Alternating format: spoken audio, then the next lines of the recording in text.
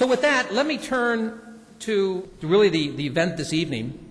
And we've got a really special case. These three individuals I have been extraordinarily fortunate to have known for quite a while, at least Ivan and Bob, back from my ARPA days. And it's really a dream team for computing, in my opinion, that we have tonight. But I'd like to introduce Bob, because I first ran into Bob, I think, at an ARPA offsite sometime. And what you probably don't know is the time and energy that Bob Sproul really has donated to the United States and all the things that he has done in so many different ways that have really made a difference. And for some reason, once he met the Sutherland brothers, he stuck with them for about 30 years, I understand, overall. And if you can stick with someone that long for that many reasons, there's something that really binds them, and that's what we're going to explore tonight. You know, he went to school in computer science in Stanford. He worked in Palo Alto Research Park, and you'll hear more about that as time goes on, because both of the Sutherland brothers were involved in pieces of that work together. He joined the faculty at Carnegie Mellon, then drifted to work with the brothers in their own little consulting company, it says, Sutherland, Sproul, and Associates, okay? And they all somehow wound up at Sun Microsystems. In 1990, Sun Labs was started. And Bob started the Massachusetts branch of the lab, reporting to Bert. It's been a real pleasure to know Bob Sproul, and as you can see, there is a reason why he's sitting between Right. I'm sitting in the middle. Thank you very much. Please welcome Bob Sproul.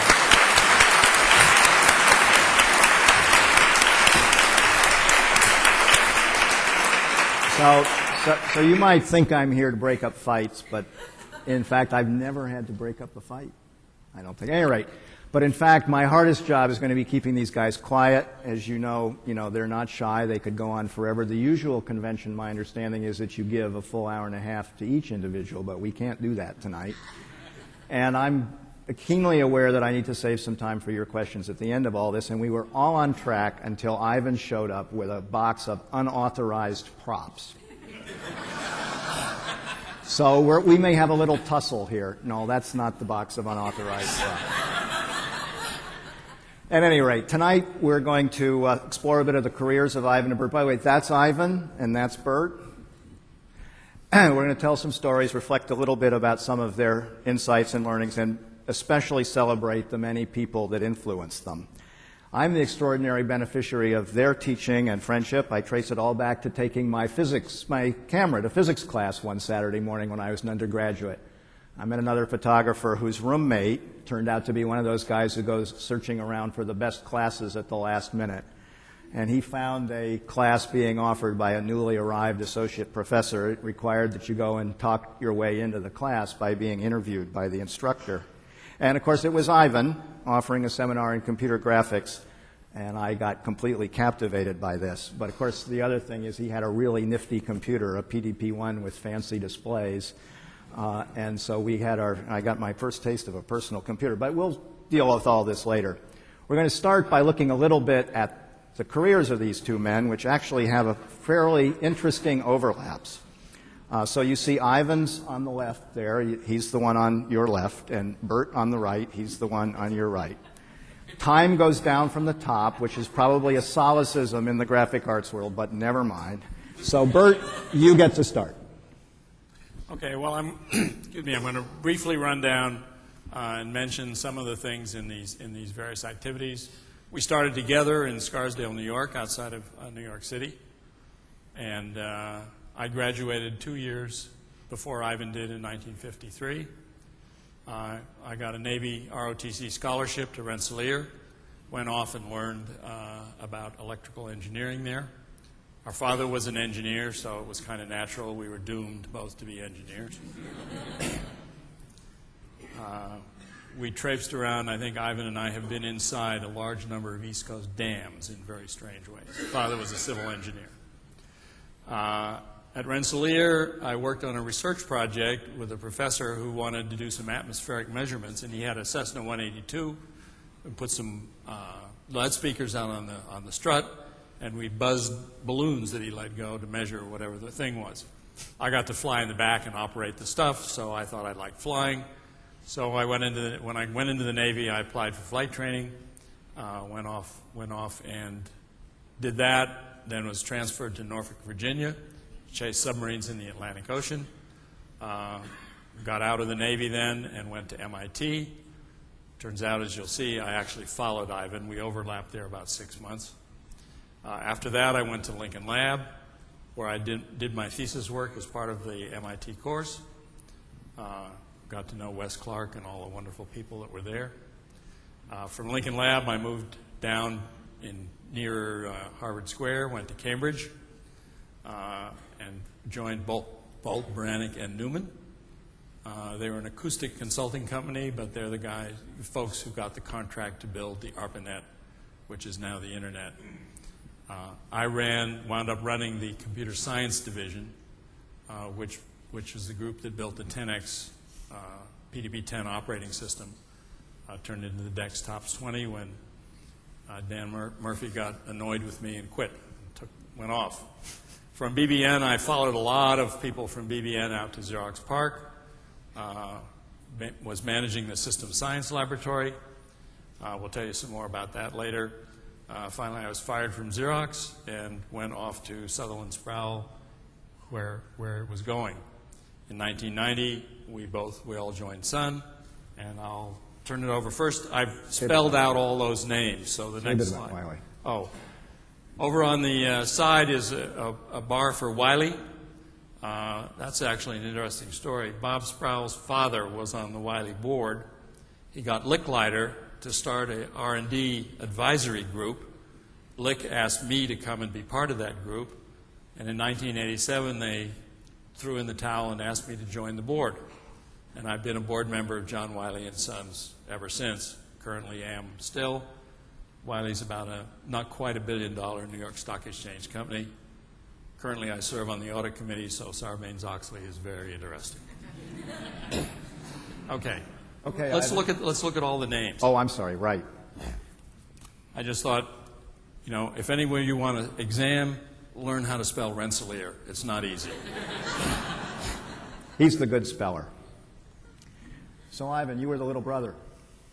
Yeah, I was always the little brother. And, when this thing got started, Bert called me up and said, we are going to do a thing at the History Museum.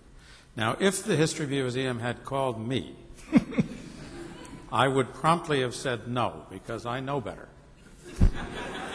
And I explained that to Bert, and he said, that's probably why they called me. Never mind. I followed in my brother's footsteps. He taught me to drive. He taught me trigonometry. He taught me electronics to become a ham radio operator. He taught me most of the important things that I know. I then went off to Carnegie Tech at that time, now Carnegie Mellon, where I got a scholarship. The reason I went there was it was the place that was most affordable. Spent 4 years in Pittsburgh. Should have learned better, but never mind. Then I went off to Caltech for a year, going as far as possible from my new mother-in-law. I spent a wonderful year. I remember my father came out in January, and he had his great overcoat on from having come down from Idaho, where he was working on a dam. And the temperature must have been 70 degrees or something. And he sighed. He said, boy, he said, this pleasant weather sure is an advantage. He's just absolutely right. So then Oliver Selfridge and Marvin Minsky came to Caltech, gave a talk. I sat across from them in the Athenaeum, and they spun yarns about computing at MIT. I was captivated and went. Finished my Ph.D. in 1963, and from there I had my Army service to do. I'd been in the ROTC and had been postponing my Army duty until after graduate school. By that time, I'd been promoted to the glorious rank of first lieutenant and went in the service for my 2-year commitment. The service wasn't quite sure what to do with a computer Ph.D. I had a number of assignments starting at the University of Michigan, where I was a part of the U.S. Army Liaison Group in a big research contract there. And I ended up at the National Security Agency, where I spent a very interesting 6-month period, and then I got orders transferring me to the Pentagon.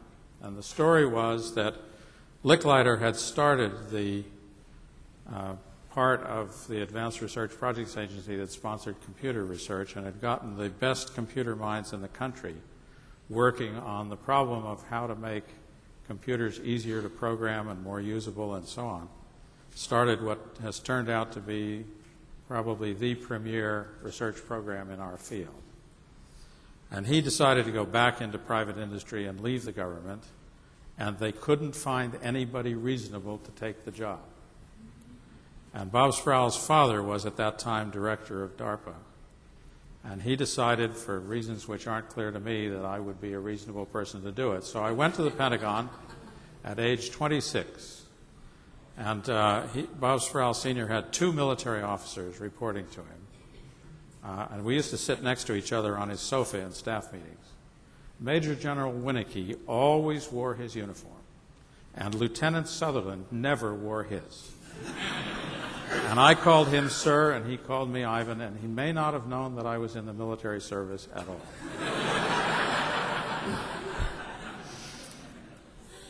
So when I finished my obligatory duty, I stayed on as a civilian at 2.5 times the pay.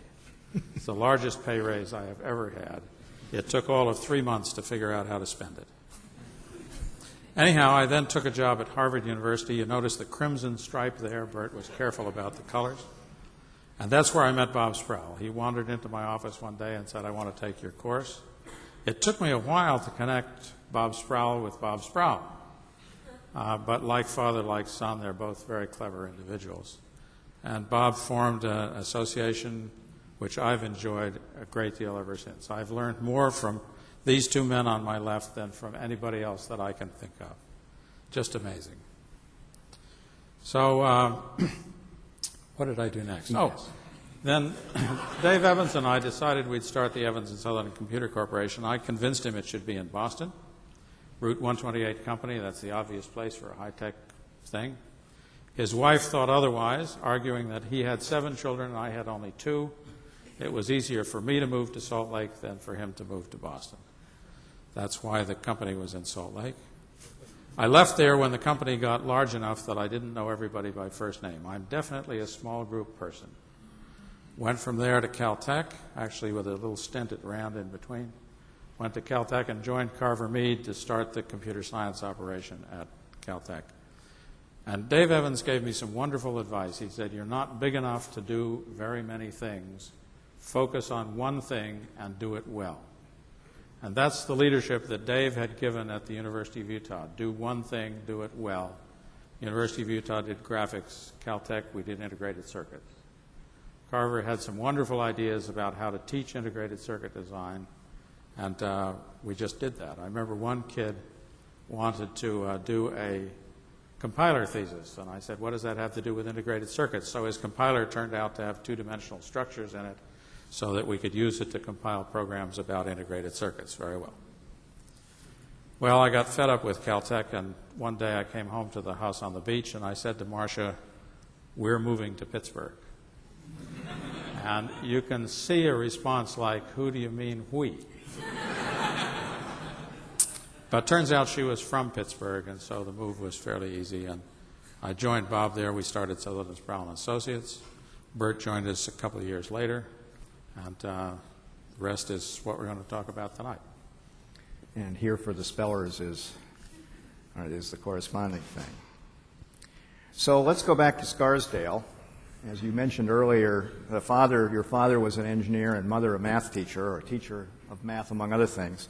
And I'm sure it would have been interesting to participate in family meals in that house. But I notice here from this slide, Ivan, that something got you started building things, and rather on a scale that was not like the kid down the street. So tell us a little bit about what's on the left there. Well, it started before that. I brought an artifact here. I had a wonderful set of blocks called the Richter blocks. They were a German device. I thought they were made of stone. It turns out they're made of some powdered material pressed together. And they had a wonderful set of plans, and you can come and look at these afterwards, but they have delightfully German-made drawings of what to build. And when I was a youngster, I learned to read these plans and build these buildings before I could read English. And I think that helped sort of get my interest in making things. When I was in 8th grade, I made this gantry crane that you see in the picture there. Had some motors that Father had brought home from surplus place, and I think the dedication of our parents to education shows, if you notice, there's nothing else in that room. It was not a large house, but this rather long, narrow room was dedicated to this crane for the time that I wanted to run it. On the right, you see a magnetic drum memory that I made as a senior in high school. It was a science fair project. As I recall, it had 128 2-bit words and some kind of a timing track. I had obtained some magnetic heads from a company called Mountain Systems that we worked with and some explanation of how to use them, and built the electronics that you see behind it. I also made the drum. It was centerless ground on its own axis so that it would be perfectly round. The heads flew, they were just permanently positioned, about 1/1000th of an inch off the drum, so it had to be fairly accurately built. So this next slide shows two men whom you met early on and were both quite influential. So Bert, why don't you tell us about Ed Berkeley? Yeah, one of the things we built back then was an adding machine. Father had brought home from the Cortlandt Street World War II surplus stores a bunch of 10-stepper relays. We had 5 of them, so we could make a 5-digit adding machine. It was all relay operated, it had a telephone dial. Mother carted us off to a math teacher's conference at the Phillips Exeter Academy, and off we went. And there we met Ed Berkeley, whom actually Peter Deutsch and some others in the room actually knew Ed too. Ed was one of the founders of the ACM, the Association for Computing Machinery. He was an actuary, and we worked for him through a couple of our high school years. What you see there was a little relay computer he'd made called Simon.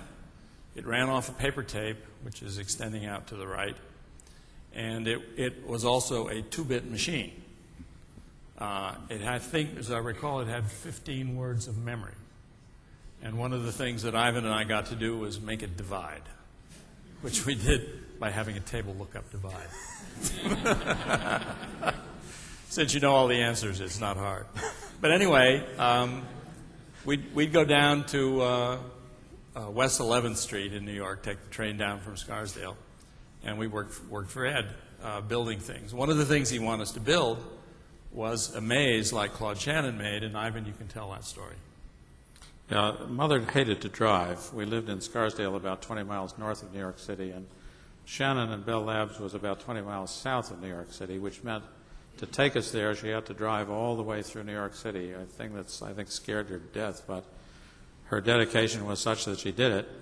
We went to visit Claude. Later, he became my thesis supervisor, and as I heard the story from him, he said he was quite sure that Mother had brought Bert down to see what was going on, and that Bert's little brother had tagged along. And apparently, at the very end of our visit, I must have worked up the courage to ask some question. He said, right at the end of the visit, I realized that there were 2 of them.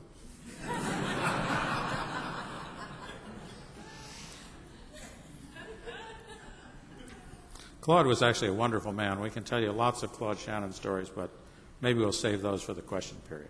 So Bert, tell us about the robots here. Yeah, this was Ed Berkeley's magazine, Computers and Automation. He published it regularly. The article in there was mine and my college roommate's thesis, building one of these little mouse things that crawls around on the floor. And the article on the right, which Ivan wrote later, the upper little mouse thing is the one that Berkeley had made called Squee. Ran around trying to find a tennis ball under a light, would pick it up, take it over to a flashing light and drop it. The lower one in that right one is a version that Ivan made. So we made a number of those things during that time. Okay, so moving on. So Sketchpad is a wonderful name that's indelibly linked to Ivan. His Ph.D. thesis was a tour de force, and it set a terrible example for all future graduate students who wanted some similar home run kind of research project. But there are many lessons in Sketchpad. In fact, Alan Kay still makes it required reading for all of his acquaintances. Ivan, help us travel back to the state of the art in 1960 or so when you started this. What kinds of computers and programming tools were available? What was easy and what was hard, and where did the ideas come from, and who helped you get unstuck when you were stuck? Well, there was a wonderful computer called the TX2. I have a couple pieces of it here. There's another one downstairs in the exhibit. It was one of the very early transistorized machines. The man who was responsible for building it was Wes Clark, who's here tonight. I remember as a frightened graduate student going in to see Wes to ask him if I could use the TX2. And he sort of puffed on his pipe for a minute or two and didn't answer. And I said, well, do you need more time to think about it? And then he said, no. And I thought, oh, darn, I don't get to use the machine. And he said, no, I don't need any more time to think about it. You're on. So he told me much later that he had built the machine for me but didn't know who I was when he built it. It was a wonderful thing. It had a point plotting oscilloscope. So there was a computer instruction that would display a single dot at coordinates on the screen set into the accumulator of the computer. It was 512 by 512 resolution on the screen. And in order to display a picture, you had to have code that repeatedly refreshed the screen. That was a programmatic function. Fortunately, the machine had multiple program counters, so you could set one of them to busy refreshing the screen while you did something else with some of the other ones. There was a wonderful set of I.O. devices. Under the screen there, you will see 4 knobs, which were basically a memory cell in the machine. You could just access that as a piece of memory and get 4 9-bit numbers responsive to how the knobs were turned. In my hand in this picture, you see a light pen. In the movie which follows, you will see something that looks like a flashlight. It looks like a flashlight. You'll see a cross which appears to be shining out of the light pen. It is not shining out of the light pen. It is shining into the light pen. The light pen reported every time it saw a flash of light from the screen. And so the cross was a tracking cross programmed to sense where the edge of the field of view of the light pen was and to move many times a second to its predicted place of where the light pen would be the next time it looked. And in the movie, you will also see a flick of the pen. When I moved the pen fast enough to lose the tracking cross, that was the termination signal for an operation. On the left-hand side, go ahead and start. On the left-hand side, you will see a bank of switches, which were, if I remember, 24 memory locations in the memory of the machine, which you could set as toggle switches. By the way, if the machine ever seemed to fail, you had to put a program in the toggle switches that failed in order to get the technicians to fix it. Here's the paper tape starting up is basically the loader on that paper tape. Here's the magnetic tape that was used on TX2 to store massive amounts of data. Just 3 moving parts here, 2 reels and the tape. Here's the console area. You can see the bank of switches on the left and some push buttons under my left hand. You can notice I had hair in those days. We'll go up to a close-up of the screen in a little while.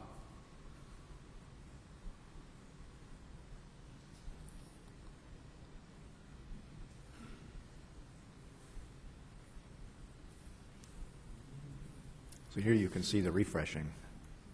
Whenever there was nothing else on the screen, I displayed ink to pick up the tracking cross. There you see the tracking cross. And what you may not be able to see is my hand moving the light pen. Here we see rubber band lines. You could place one end of a line and then extend the other end to wherever the light pen was. This seems fairly common today, but nobody had done that at the time that I tried it. It seemed the way to do the thing at the time, and I guess it was viable enough it's lasted. Here you see artificial gravity. Notice that the line jumps when the light pen got near to another line or near to the end point of a line. The point of the pencil, in effect, jumps to that location. And the topology of the resulting drawing was constructed as a result. So those 3 lines all have a common endpoint. One of the things that Shannon provided was a wonderful set of mentoring and guidance. I remember clearly the day I showed him what I'd done with straight lines, and he said, "I think you should do circles." Now, that was a carefully chosen problem. He did not say conic sections. He said circles. Circles was hard enough, And it showed that you could do more things. Notice here parts of the circle are disappearing. And the hard part of circles is not drawing the circle, but it's figuring out what part of the circle shouldn't be drawn because it's off the screen. I called that process clipping, a name which survives still today. Here are some objects that I've created being used as rubber stamps, in effect, with the knobs underneath controlling the angle, the light pen controlling the position. And just to show that anything you've drawn can be used as an instance in another drawing, here's that trio of brackets being placed multiple times on the screen. Sketchpad had a couple of new ideas in it. Of course, there was the interactive graphics thing. But another thing that was interesting in it was the solution of constraints. You could say certain lines should be horizontal or vertical, or should retain their length. In this case, to do the computation of the stresses in a bridge, each of the lines was told to retain its length, and a number was added to the line displaying the extent to which it was unable to do so. Turns out that's exactly the computation you need for forces in flexible structures, and so one of the interesting things that I played with quite a bit was to see how the forces in structures like this played out through the various members of the truss. It was interesting to try and figure out how to display everything that was in the database that Sketchpad used. And the hardest one was how to display constraints. I've told this line that it should be vertical, and now I've changed my mind. I want to erase that vertical constraint. And in order to do that, I had to be able to point to it. So it had to have some appearance on the screen. And my choice to do that was to have circles with a letter code in them saying what kind of constraint it was, with the arms that you see in the upper right-hand corner here reaching to the points that were constrained by this action. One of the things that I think is interesting to me is a lesson I learned in doing the constraint satisfaction task. I wanted to be able to constrain 3 points to be collinear. And the problem there became I chose 2 of them and said the other one should be on the line that passes through the first 2. But then, of course, there were cases where the first 2 that I chose were at the same place. And so there was no line that was unique passing through them.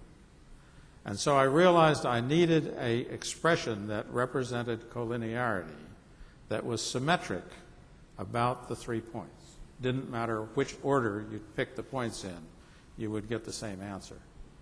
And that was one of the aha points to me, that if you can think about the symmetry of a problem and see what the symmetry is, sometimes the problem is very easy.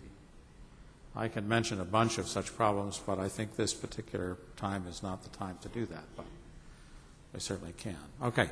So that probably qualifies as the shortest Sketchpad précis you've ever heard. So we're going to move on now. As you saw from the introduction, both Ivan and Bert served in the military. Ivan, as he mentioned, delayed his service, whereas Bert joined the Navy straight out of college. And he mentioned that it had a lot to do with learning to fly, but there was other pieces too. So Bert, why don't you take it away? Yeah, well, I put in just a few pictures. Went through flight training, enjoyed it a lot. Hated acrobatics, I'll tell you, but other than that, the rest of it was easy. Went into a ASW, Anti-Submarine Warfare Carrier Squadron on the East Coast. Here's a picture of the carrier laid, with all the airplanes on the back. Notice it's an old straight decker, you know, the guy with the flags who got out there and gave you the cut. It was only hard at night because the carrier, in those days the Navy thought they could hide the ship if they turned out the lights. On the right you see the airplane. It was a wonderful Grumman aircraft. They're still using them now as water bombers out in the forestry department. It had a lot of electronics in it. It had countermeasures, magnetic detection, a big stinger that came out the back. In it there were 40 black boxes and 1,250 vacuum tubes. Okay, and I had 20 airplanes in the squadron. Turns out I was the electronics officer, having a double E degree. So I had 80 sailors. We had to take care of 25,000 vacuum tubes with carrier landings. Bang. a repair event, undoubtedly. So one of the things that I really learned from that was a great appreciation about how hard it is to make things work reliably over the long haul, 24/7, all the time. And I've loved all the maintenance guys who took care of my computers ever since. They really deserve a lot of kudos. It is hard work. Now, we were supposed to catch submarines, and one of the techniques we had was to drop a microphone into the ocean and listen to them. Well, this was during a time when the Russian submarines were becoming quieter, so it was hard to tell. And if you just dropped a unidirectional microphone in, you couldn't tell where the submarine was. You could tell it was near or far, but you didn't know where it was. So they developed, the Air Development Center up near Philadelphia developed a technique they called Julie, where you dropped in a small 1-pound depth charge, and you could actually echo range off of the off the buoy by recording the amount of time that it took for the big bang when the charge went off, and then you got the echo back from the submarine. So this was the ability to make the passive buoys that we had into an active set of things. And they named it Julie after a stripper in Philadelphia who made passive buoys active. Next slide, please. Got it. This is it. So my little training device that I made, I wound up... See, one of the troubles with this was there were no submarines to practice on. It took a lot of practice to actually figure out how to fly the right patterns, drop the charge in the right place, do the measurements, do the plotting, let one of the crew members tell you where to fly. So I made a little training device. I called it Juliet. And you can see it here. The one that's kind of on the right-hand side that's all bits and pieces is the first one I made. And then the Navy made about a couple hundred of the more compact ones over on the other side. They made it in the overhaul and repair department in Norfolk. And the Navy was nice enough to give me a Legion of Merit. I put this picture in because you don't often see me with my dress sword, which my kids, I might add, had a wonderful time playing with later on. So Bert, no, you need to tell about your special radar officer. Oh, yes. One time we were in Quonset Point, and Ivan came along. We discovered that as a non-active duty but still a commissioned second lieutenant in the Army, he was allowed to fly in my airplane. So he came on a cruise. I took him up, put him in the back, kicked my radar operator out, and said, "Okay, Ivan, you get to operate the radar." So he showed me where the on-off switch was, and he showed me, a little bit about it and how to change the range on. So I got pretty excited when there was a target over there. I said, "Hey, Bertie, there's a target about 5 miles to the east." I don't think that's what I was supposed to say to the captain of the ship, the captain of the airplane. What was I supposed to say, Bert? Roger, target bearing 090, 5 miles. But he got to do his first carrier landing on that flight. And how many carrier landings have you done? 108. And are they all successful? You bet. So after Bert turned in his wings, he went off to graduate school at MIT, and not to be outdone, Bert got Claude Shannon to be his thesis supervisor as well. And he also made interactive pictures on the TX2, but by then, of course, the TX2 was a different machine. It changed periodically, and so he didn't have to try to reuse any of his brother's code. So Bert, tell us a little bit. Actually, this is post-thesis, I guess. Yeah, this is post-thesis work. This is 1968. The TX2 was wonderful. It was shut down on Wednesdays to be rewired. And I actually negotiated for some instruction changes. It was really a wonderful experimental machine. Anyway, by 1968, which is now 36 years ago, we'd gotten an early tablet, and Lincoln was starting to work on integrated circuits, brand new idea. So one of the things obviously you want to do is to draw circuits and worry about masks. And you'll see here, this is the drawing. This was all done just with a tablet. I think we'd call this graffiti nowadays. So sketching and recognition of characters, sort of, or commands. Of gestures, right. Let's put it this way. So you could move all the pieces, no buttons, just there was a switch on the pen so it knew when it was up and down. Here we get some transistors. When you don't like it, you scratched it out, it went away. So here's a more complicated, it's a 3-input emitter-coupled logic circuit that was drawing. And in a moment, I'm going to circle a little X up in the upper left corner, which was an equivalent of a light button, using the gestures as a way to do it. And I could begin to convert that into a geometric shape that represented the mask.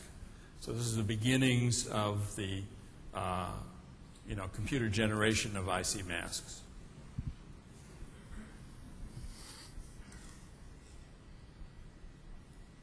And I think at that point, Bob, it's back to you. Okay.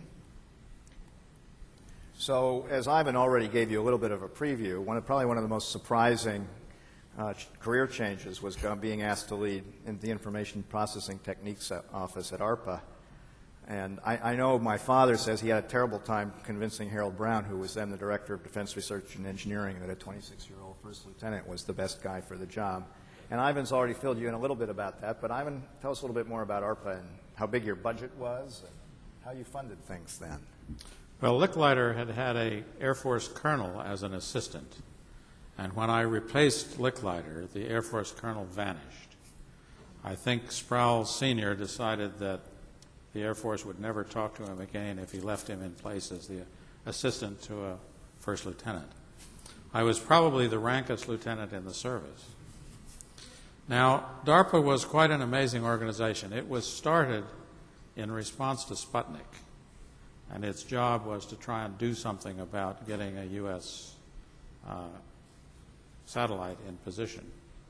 And it went on to do a number of very interesting research projects. At the time I was there, nuclear test detection was important, and DARPA built the LASA Large Area Seismic Array, which is half of Montana.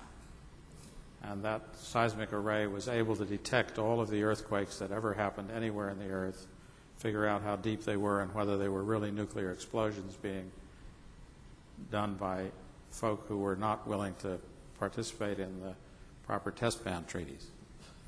And they also did a bunch of ballistic missile defense stuff. Subsequently, DARPA is the place that did the stealth bomber and a number of other of the very interesting activities. Of course, DARPA's program in information processing is Legion. It started, perhaps the biggest thing it started was the Internet, then called the ARPANET. I made a crack at starting the ARPANET. Licklider had the dream of building it, and he, of course, was a man of great hyperbole, and he said, we're going to build the Intergalactic Network, was his name for it. I could tell you a bunch of Licklider stories. What a wonderful man he was. One story I'd like to tell you about the Pentagon is my son, then about 2, was quite sure that the building you see in this picture was Daddy's Pentagon. And I tried to explain to him that it belonged to Bob McNamara, but he was not on speaking terms with Bob McNamara, so that didn't mean much to him. They gave me a secretary, an office, $15 million a year, and what I subsequently have realized was the best traveling fellowship a person could have. Lick had assembled an absolutely superb group of researchers, including Perlis and Newell at Carnegie Mellon, including the folk at Project Mac at MIT, where time-sharing was just beginning to blossom, including Dave Evans at the University of California, Berkeley, including just a wonderful collection of people. Jules Schwartz at SDC, the father of the jovial programming language, which is Jules' own version of the International Algorithmic Language. I see some nods in the audience. There's some folk who know about that. And I was able to travel around and learn from these people what they were doing and then interpret that for the leadership in the defense research establishment and essentially defend the $15 million a year budget that we had. I remember one time going down to brief Harold Brown, who at that time was, I guess he was the Director of Defense Research and Engineering. This is before he became Secretary of Defense. And I went down and showed him some pictures and told him about what the research program was doing and so on. And on the way back from that briefing, I ran into Al Blue, who was an old-line civil servant. He said, "Where have you been?" I said, "I've been having show and tell with Harold Brown." He took some umbrage at my description of a briefing. He said, "You brief Harold Brown, you don't have show and tell." I couldn't tell the difference myself. So Ivan left ARPA. He went to Harvard as associate professor, as I mentioned at the outset, and started a research project to try to figure out how to make a real-time perspective display using digital techniques. At the time, there were analog line drawing displays that could produce orthographic projections of three-dimensional objects. But these didn't allow you to pan or zoom very far over a very large range, and certainly didn't clip off properly the stuff that wasn't visible that Ivan mentioned, for example, about the circles problem. But digital processing would clearly fix all that. Chuck Seitz, who I think at the time was a graduate student at MIT, taught us all how to build hardware using integrated circuits of the time, which came 2 flip-flops to a package. Danny Cohen brought experience in writing software that had done similar kinds of graphics operations, but of course Ivan was the leader. I was the wire wrap guy, and did a little bit of design. It's true, it's where I learned a lot, especially from Chuck and everybody. But of course Ivan was the leader, and he mentioned his pursuit of symmetry, and man, did it show up in this project. But we eventually built a matrix multiplier to do the coordinate transformations, a clipping divider to do the perspective divide and clip the other stuff off, and a head-mounted display, which you see on the left here. And by the way, the head harness piece of that is in the exhibit downstairs. So none of us called it that at the time, but of course this was a first taste of virtual reality. So meanwhile, at the University of Utah, where Dave Evans had moved from Berkeley, he was after an even bigger dream. It's a real-time perspective display with hidden surfaces removed, so a TV-like image such as the one you see here. He had a large research project underway, and Dave wanted to start a company to build a variety of computer displays, not like this at the outset, but eventually getting into this sort of a business. And as Ivan mentioned, on the argument of the number of children, he induced Ivan to go out as a co-founder. So Ivan, why don't you tell a little bit about ENS? Dave had been persuaded to go to the University of Utah by Jim Fletcher, who was president of the University of Utah and was administrator of NASA on 2 separate occasions. Dave came from an old-line Salt Lake family. His uncle was one of the Council of 12 of the Mormon Church, a wonderful man, Richard L. Evans. And it was not too hard to persuade me to join a really fabulous leader, Dave Evans. He and I decided to start the Evans and Sutherland Company in a restaurant in Phoenix, where we were both consulting for the General Electric Computer Division. And we started it with the dream of actually making quite realistic pictures, but with the knowledge that our first products would have to be more simple. I remember naming our first line drawing system LDS-1, but before I did that, I thought it would be appropriate to ask David whether he would be offended, and he thought about it for 24 hours and said, no, it might be a moderately memorable name. Any resemblance between that and the initials of the local religious organization were purely intentional on my part. We made a number of interesting photographs, of which this is one. The aircraft carrier was the result of measuring a model to get the dimensions. Plastic model kit that we assembled. A bunch of the graduate students at the university did the measurement and produced the picture. And then I asked Danny Cohen to do an airplane that would fly over the aircraft carrier. I had, sometime before this, been put on the Navy Research Advisory Committee, a very dignified group established by Congress many years before. And so I took this picture and showed it to some of the admirals that I had gotten to know in the Pentagon. They didn't think it was nearly as funny as I think it is.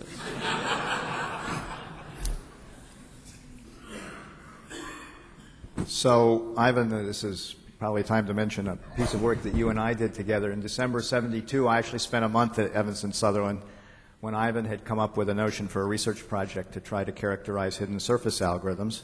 He had noticed that sorting seemed to appear in all of them, and sometimes disguised, but nevertheless prominent, and decided that maybe there was a systematic way to study these algorithms as a consequence. So we set out to build a taxonomy, try to find a way to describe these algorithms that exhibits the similarities and differences between them, and perhaps give up ideas for new ones. So Ivan, why don't you tell a little bit about this project?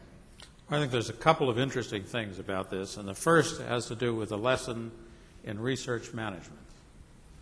There was a wonderful man at the Office of Naval Research by the name of Marv Denikoff. And we had gotten a contract from ONR to make pictures of objects of naval interest. That was essentially the work statement of the contract. And I called Marv one day and said, you know, there's this idea about trying to understand all the different hidden surface algorithms that we know about.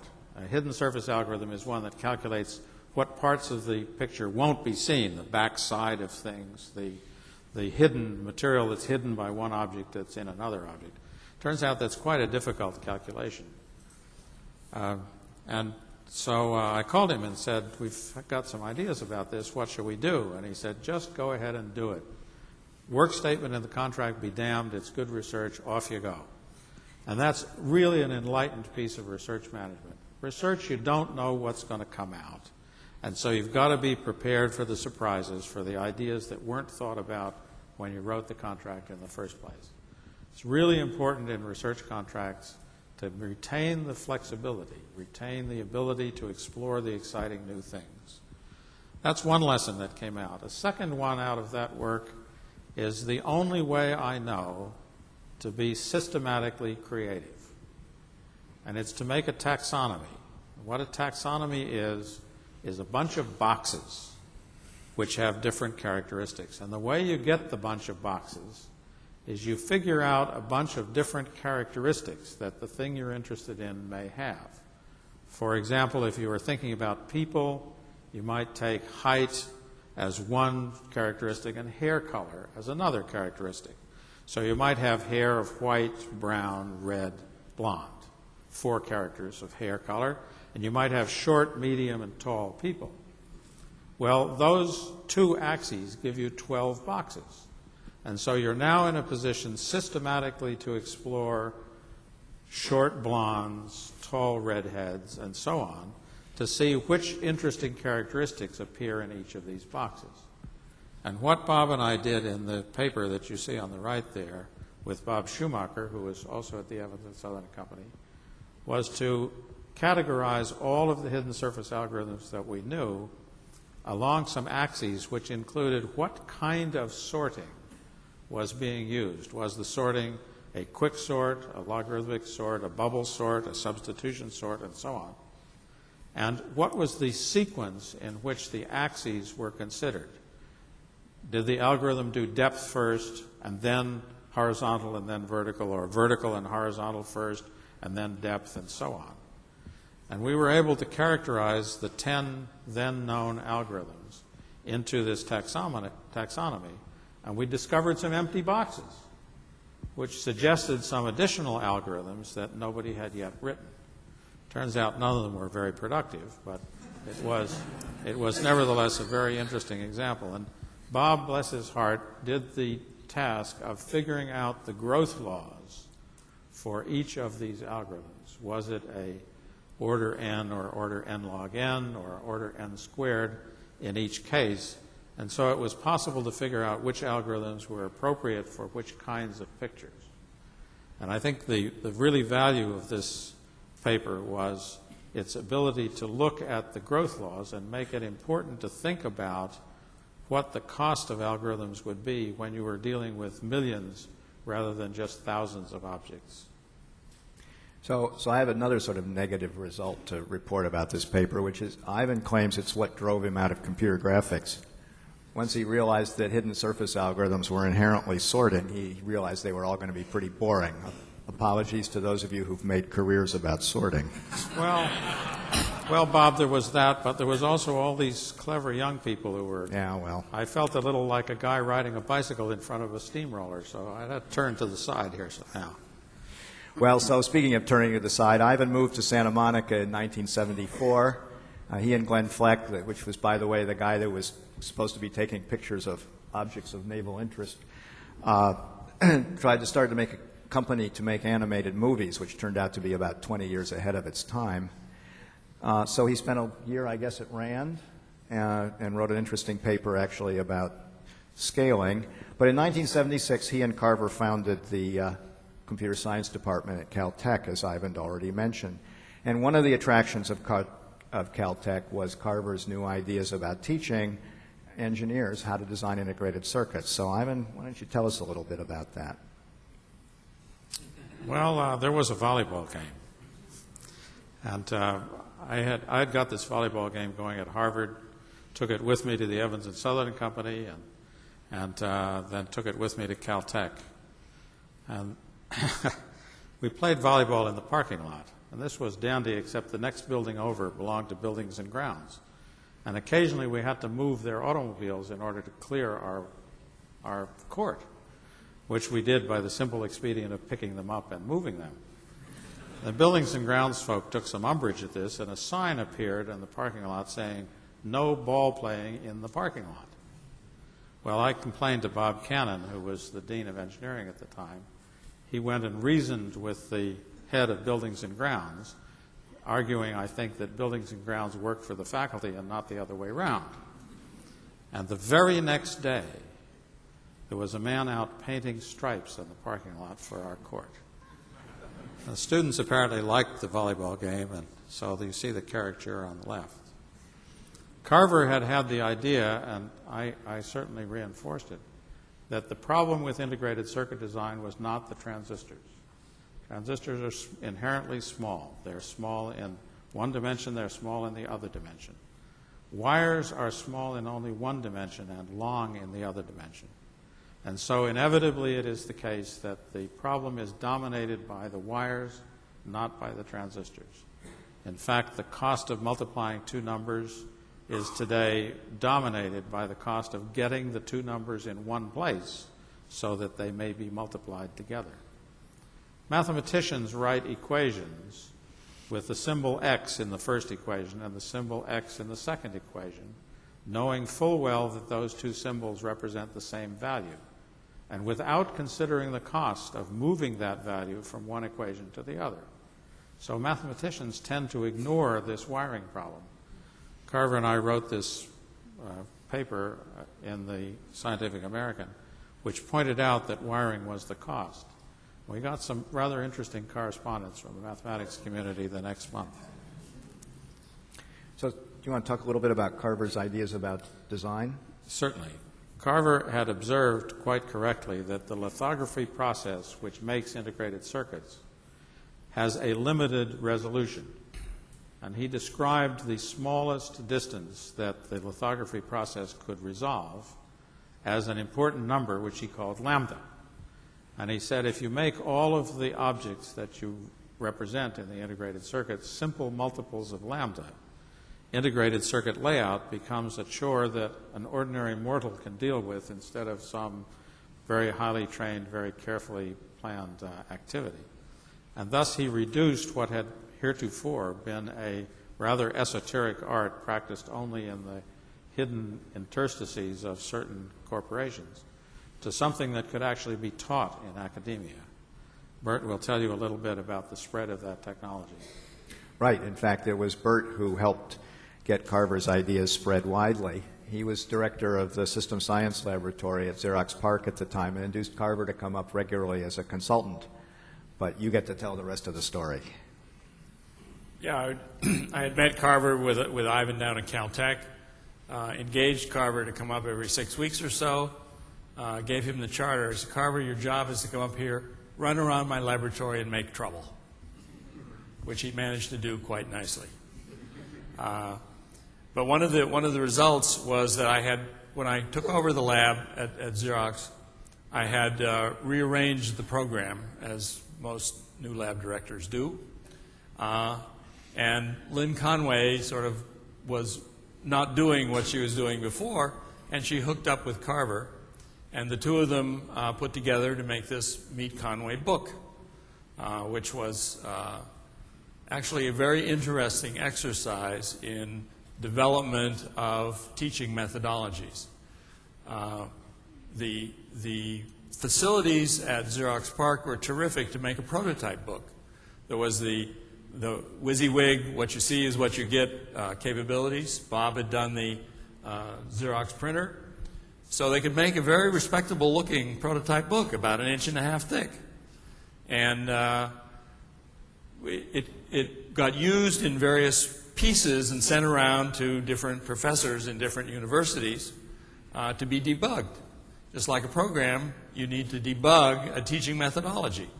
So, in fact, Bob Sproul taught a course at Pittsburgh.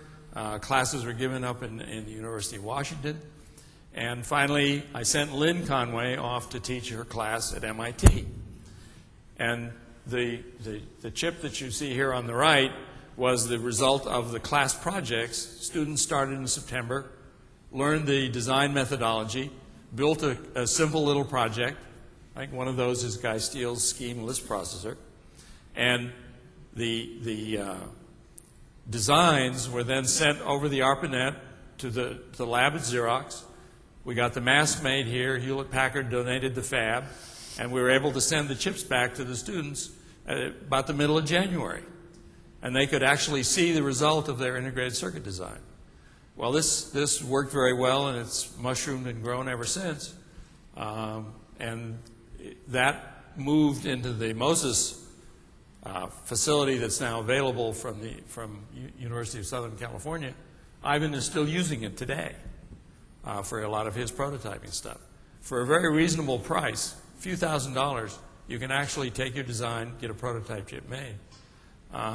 I feel very pleased with the result that has come from this and the impact that it's been able to have on how IC work was done. I'm very proud the book was dedicated to me, and I think it was great. So now for something completely different. As Ivan mentioned, about 1980, he got fed up with Caltech. I think he decided he needed an engineering project that involved a machine shop in some way. So he moved to Pittsburgh and dreamed up a project to build a six-legged, hydraulically operated walking machine. So where on earth did this idea come from? I don't know where the idea came from, but it sure was fun. My initial idea was it should be about that big. And then I decided it wouldn't be any fun if you couldn't ride on it. So having a human rider set the scale of the whole thing. Ended up weighing about half a ton, had an 18 horsepower gas engine on it. And we had a wonderful time with it. Carnegie Mellon gave us a garage. I remember that I went into them and said, I'd like to, do something with the university. Bob was, I think, teaching there at the time. And I didn't want to go and have a salary from Carnegie because then they might ask me to do things. So instead I offered to pay them some research fee in order to have a laboratory and do this. So having the financials flow from me to the university put the whole thing on a whole different picture. They never once invited me to a faculty meeting. It was just terrific. We had this laboratory where we built this thing, and a wonderful number of wonderful stories came out of it. Bert was, of course, in charge of the cockpit. He was, the pilot expert, and he wrote to one of his old Navy buddies saying, can you give us a control stick from one of your broken down airplanes? We got a very nicely worded letter saying, we don't have any broken down airplanes. But here, for your amusement, is a brand new control stick from something. What was it? F4. From an F4. And it had wonderful. Had the trim tabs and the switches and the buttons and everything. The hardest part was finding the plug that it mated with, so we could actually use it. But it went on the control stick, which you see here that I'm holding. Ivan has a story about that. So Bert was one time, it was up on blocks, we were fixing it, and Bert was sitting in the control seat there fondling this control stick, Kevin Nolish sidled up to him and says, well, Bert, he says, do you think it's time we discuss the armaments package? Too many movies. I guess the other story I want to tell, my son Peter was visiting. We talked a lot about how the hip joints had broken. They were cast iron and not quite strong enough. So we walked in to the shop that you saw in the previous slide, and there was a lot of chains that were lifting it up and holding it up. And Peter says, you're right. It did break its hip joint. Look, it's in traction. Now, I had taken with me to Carnegie a wonderful young man named Mike Ulner. Mike Ulner was one of the very bright graduate students at Caltech.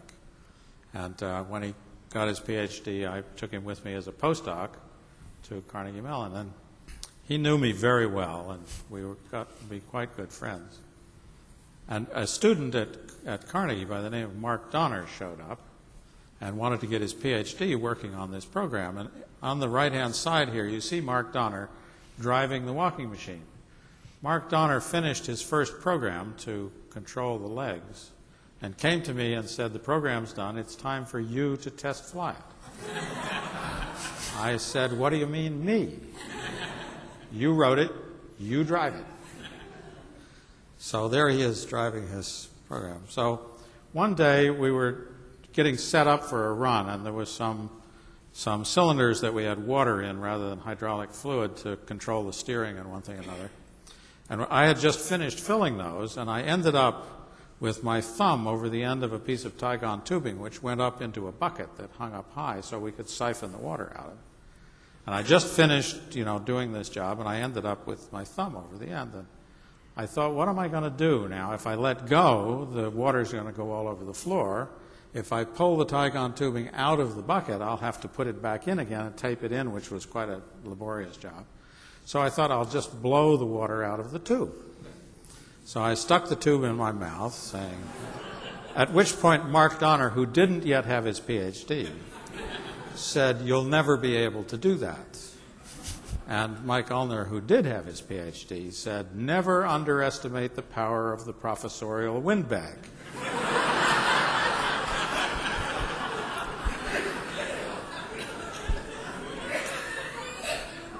Shall we go? And what happened? Did the water... We got a question period at the end. No, but you need to tell about Shannon's visit. Oh, yes. Claude Shannon came for a visit, and he stayed at my house with his wife, Betty. And Claude, by this time, was getting on in years. He'd long since retired. He came down to have a look, and we did a test run for him. And at supper that night, he turned to Betty. He said, "Well, Betty," he said, "I saw Ivan's walking machine do a pirouette." Now, the students at Carnegie called it the Trojan cockroach. Pirouette was not in its vocabulary, but Shannon wrote a piece of doggerel about it. And this is a higgledy-piggledy.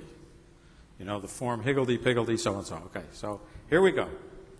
Higgledy-piggledy, Ivan E. Sutherland built a huge cockroach, 12 horsepower clout. But the roach, waxing vengeful for previous roach genocide, hexapedactyly stamped Ivan out. All right. Well, enough with walking machines. So a theme we haven't touched on much yet is Ivan and Bert's role in venture capital. Evans and Sutherland was, of course, a startup company, and one of the founding investors was Ted Walkowicz, who was with the Venrock Associates at the time. And a little bit later in 1980, Teddy split out of Venrock and started a VC firm of his own named Advanced Technology Ventures, and he had invited Ivan to be a founding partner. Ivan's been engaged with ATV ever since, which is still alive and well and has offices actually here in the area and also in Boston. And the firm also later snared Bert and me into working with them as well.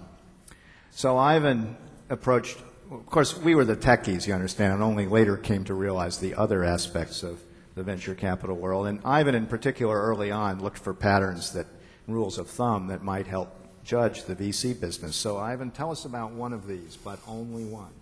Okay. I learned early an important rule of thumb. When Dave and I went into the Venrock folk to get funding for the Evans and Sutherland Company, we were pretty sure they would want voting control of the company.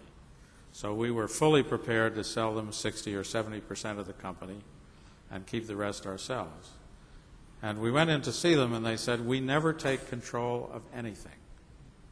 It is against our principles and the principles of good business practice for one group or individual to have control of a corporation.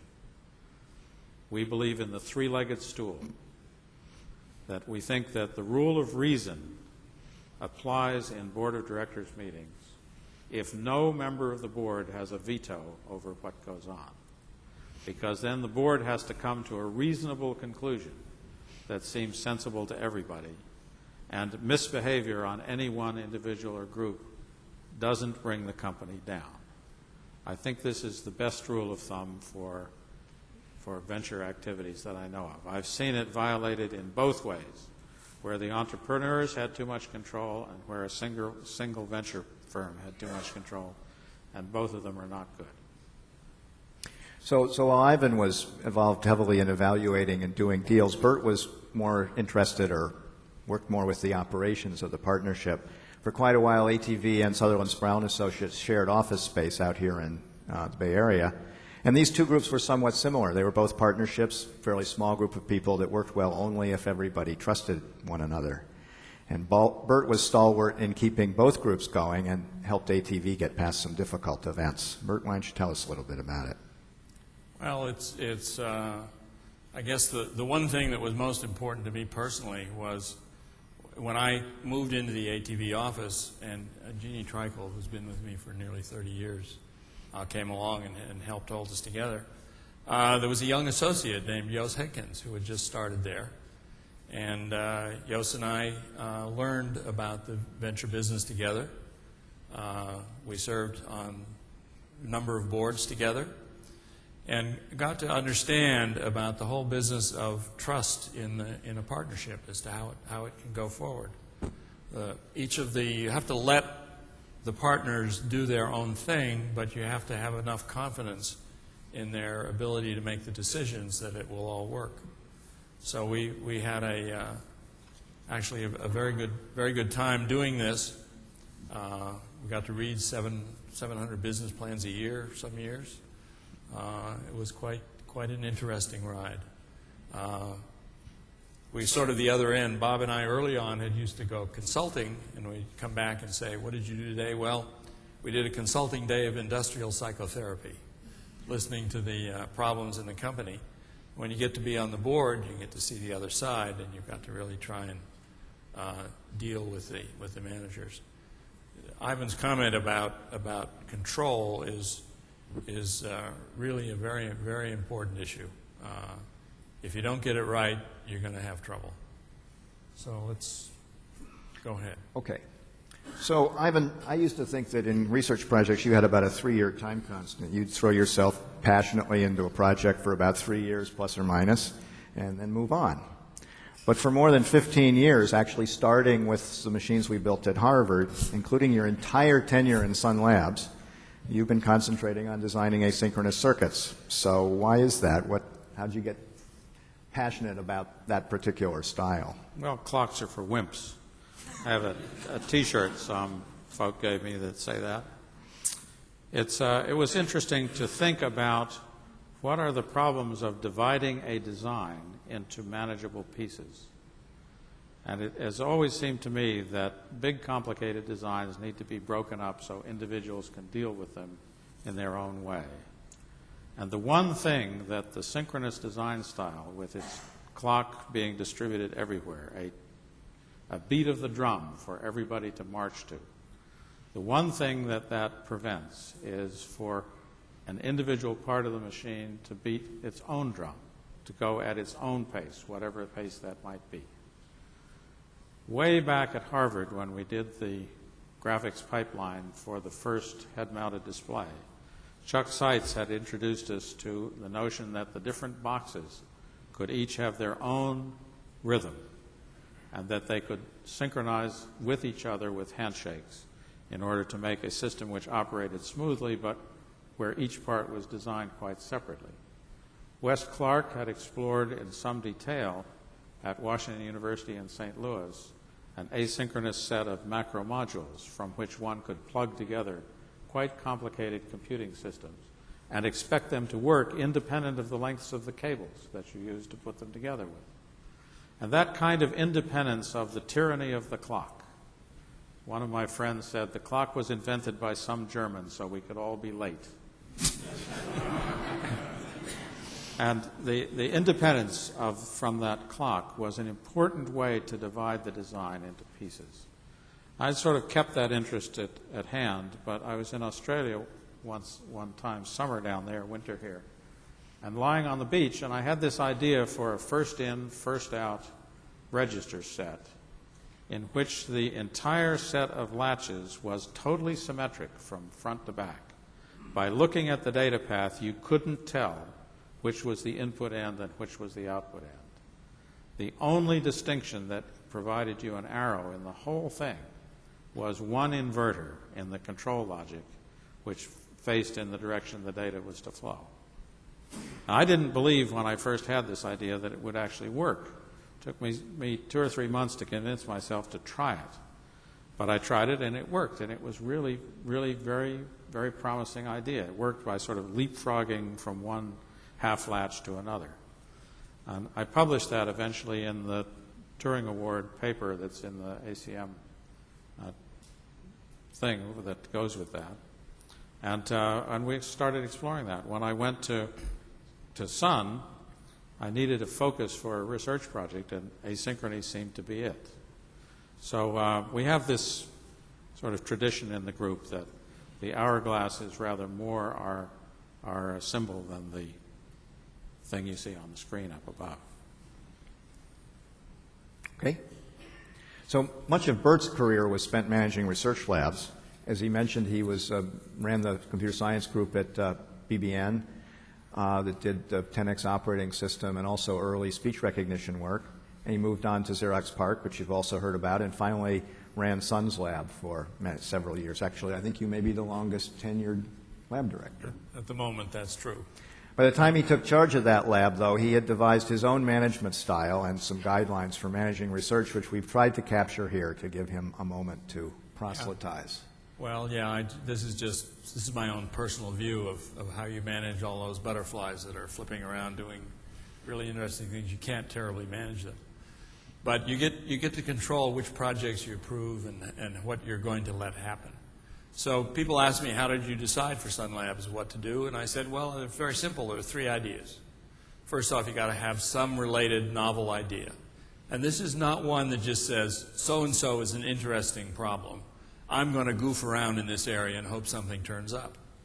So it's not a description of a problem area that needs work.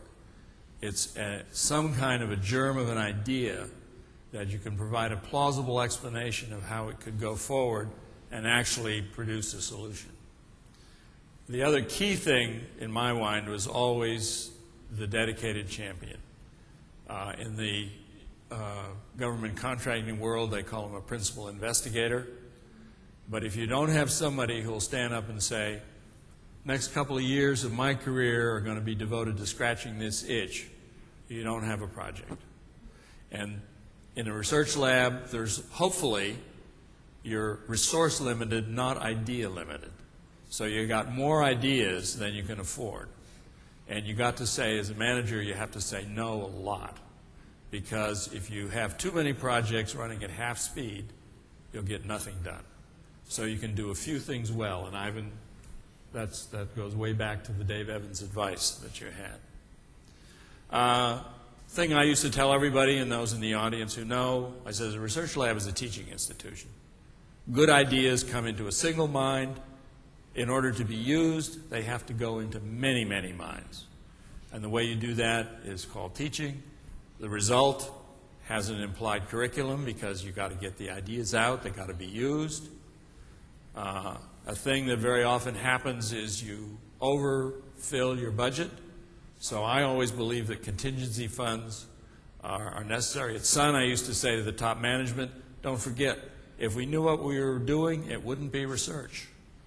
And they didn't always like that one. But you really, if you've made an implicit decision, if you fully book your budget, then everything you're doing is more important than the next new idea you might have. So you really need some slack. And then technology transfer, as the thing goes among directors, is a contact sport. It's hard. So basically, I found it quite effective to take my money, pay the receiving groups to take my people off my hands, and we'd work a ways over time to reclaim the money. Worked out nicely because I had a recruiting problem after I transferred out a bunch of people, and you can't re-recruit just like that.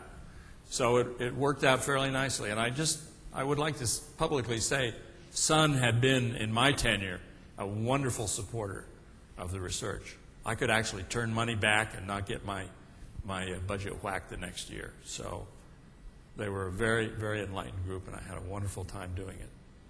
So that kind of brings us to the end of the little themes we've chosen for this evening, and there are obviously lots of other people and lots of other things that this pair could go on talking about. This is a list of some of them, and maybe, Bert, you want to mention anything in particular? We put these all down. He's not here, but I thought I'd just tell you a quick Jim Clark story, which happened in the 70s, where I lived back in Lexington, Mass. I was putting a big addition on my house, so and Ivan was doing the early hidden surface picture stuff you saw. So I said to him, golly, couldn't I digitize my blueprints, send them out to you on the internet, and have you make a picture of my new house before we even start to build it? Oh, sure, he says, I'll have a graduate student do that. So I digitized them, sent them out on the ARPANET to him, and graduate student Jim Clark made the new picture of my house. So, the ties go back and connect in very strange ways. If anybody's interested, we can tell you lots of stories during the question period. One of my favorites is the Dave Huffman story, but that's leading the audience, a new technique. So we're about done. I'll give you guys final comment option. Well, I think the middle bullet there is ties with advice I give to lots of people who come and talk to me about a new job. I say there are lots of things you can do that are interesting. What's really important in my book is who you're going to do it with. Because, everybody has talents. They can do lots of different things. But getting in a group that feels good, that works well, that supports each other is, to me, a very important part. And quite frankly, I've been very lucky to work with these two gentlemen and with all the people, all the friends we have in the audience. So I'd like to say thank you very much for the support in a wonderful career. what a joy it's been to reacquaint myself with many of the old friends who've come tonight. It's really a great privilege, and thank you very much for attending. I guess I'd like to say a little bit about why it was that Sutherland, Sproul & Associates merged with Sun. It was a three-way reverse corporate merger. Thank heavens we were incorporated. Although we behaved as a partnership, Sutherland, Sproul & Associates was, in fact, a California corporation. We were in the consulting business for 10 years, roughly.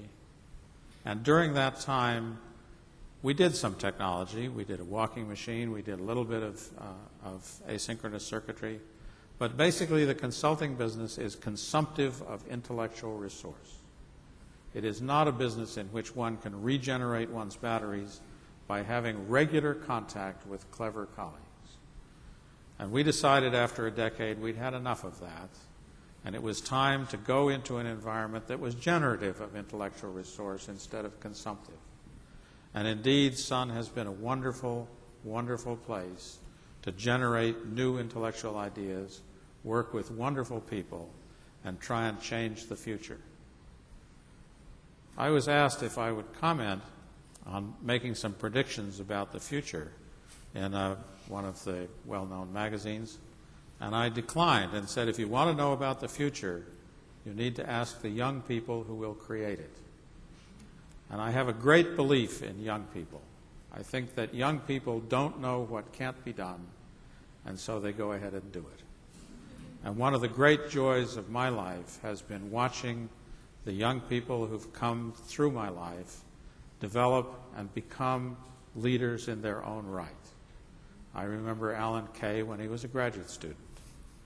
I can remember lots of people. As the sands of time begin to run out, you mostly have memories. But young people are wonderful. All right. So now it's your turn, and you get to ask questions. I think we're going to have some microphones in the aisles for people. Stand up. Yeah, and for those of you who want to ask a question, please stand up and get somebody with a microphone to come to you. So, and please identify yourself. Tell us who you are. Don't be shy. Come on, this group isn't shy. The woman there, right. Lisa.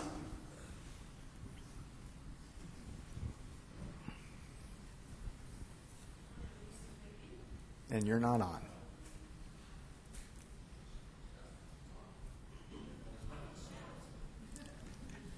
Well, let's give it a minute and then you can shout. Test? There we go. Okay.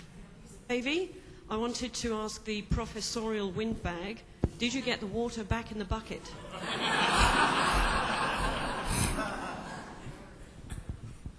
Would you care to put odds on the answer? Can I see a show of hands? Who's for yes? Who's for no? Oh. Never underestimate the power.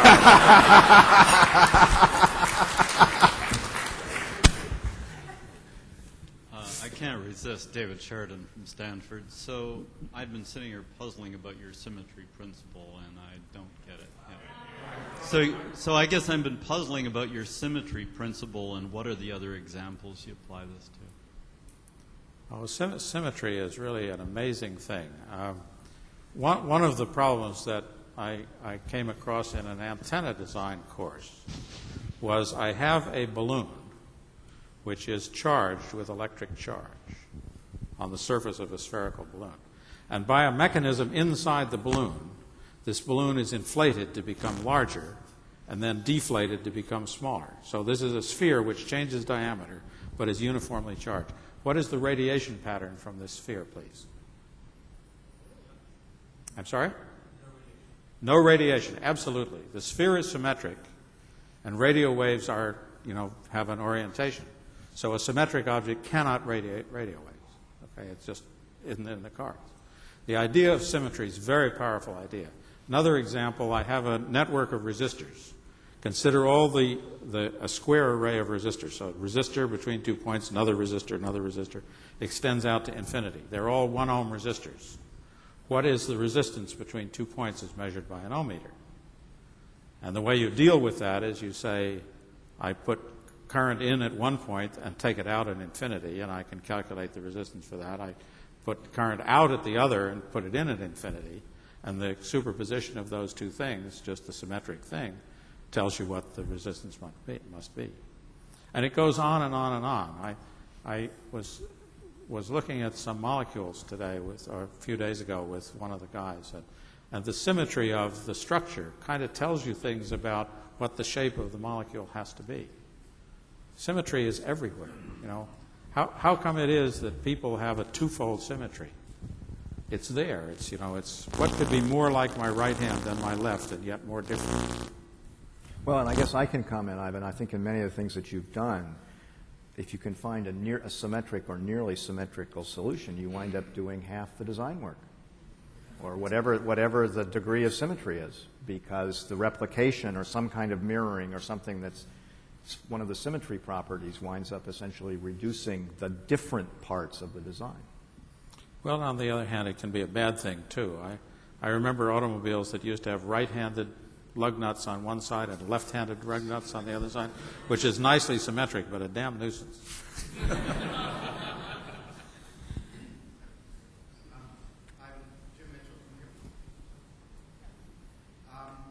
What I never got out of the discussion about Sketchpad, and I'm really wondering about is where you got the idea in the first place to even consider doing this interactive thing of drawing stuff on the screen and playing with it, especially with something like the TX2.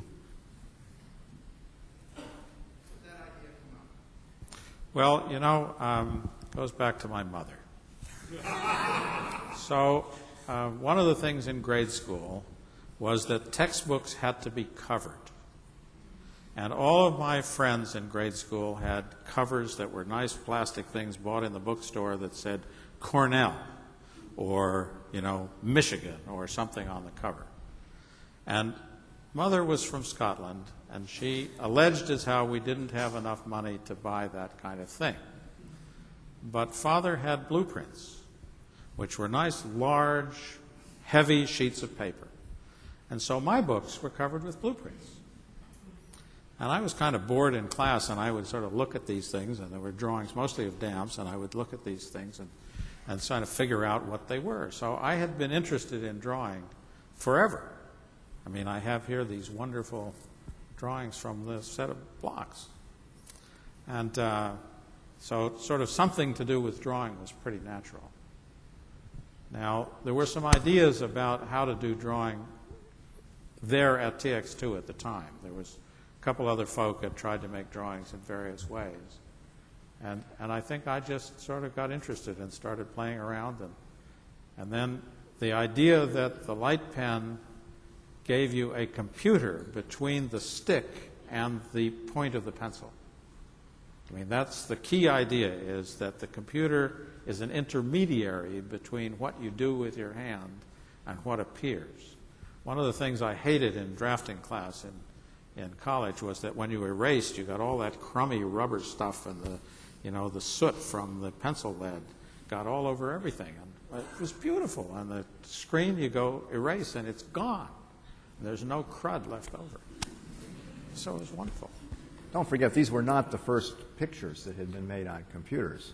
I mean, Sage, for example, was using similar technology, so it wasn't a huge stretch to at least think about drawing a line, if you'll pardon the pun.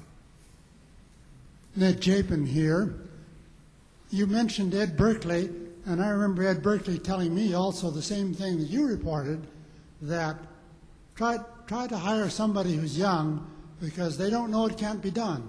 And Ed Berkeley illustrated that in hiring you two at one time in the past. But can you name some examples from your experience where you've applied this principle to hiring people who don't know it can't be done? Okay, so here I can tell a story. So when I was an undergraduate, as Ivan mentioned, we had this PDP-1, and I encountered the light pen for the first time. This was a little bit more highly evolved state, but I started writing some programs to track light pens. Looked pretty interesting. And I had the idea that if you took the nozzle of the light pen and made it asymmetric, meaning oval, for example, then you might be able to detect twist in the hand that was controlling the thing, rather than just position. So I went to Ivan and I said, Ivan, there's this idea. Think it'll work? Or you want? Well, so Ivan went off. About a week later, there showed up two lovingly machined nozzles for the light pen that he'd had somebody in the machine shop build with oval apertures, two different sizes, as I recall. And so I set to work programming, and after a couple of weeks, had this lovely thing that I called a rotating pen tracker, and it put up an asymmetric pattern on the screen and tracked it, and sure enough, it could rotate and translate and so forth. And I went and showed this thing to Ivan, and he was pretty impressed. Well, what I later discovered is, it turns out, correct me if I'm wrong, Ivan had tried this on the TX2 and it hadn't worked. And I happened to have lucked into a different dynamics or refresh rate or something. I didn't know anything about control theory. This was not smarts. This was luck. But Ivan could have told me, no, it won't work. But instead, he made me oblong nozzles. If you want a prime example, okay, this is... I'd give an example from a management perspective, which is in all my laboratories, basically, one of the big parts of the program was the summer students. At Xerox, I used to get chewed out because the guards had to memorize so many new faces that would come in the summer. We'd almost double the size of the laboratory. And I think we have some interns from our building here. Are there Sun interns here? so it's students are terrific. They don't know what they can't do. And we spend the rest of the year getting ready for them. That's right. Richard Probst. Is an asynchronous circuit more symmetrical or less symmetrical than a clock circuit? I simply don't know how to answer the question. My name is Cregan Sideker, but I have a question for all three of you. What are the big ideas that are not quite as big as the ones you're pursuing that you wish you had time to pursue today? I'll give you an answer for that.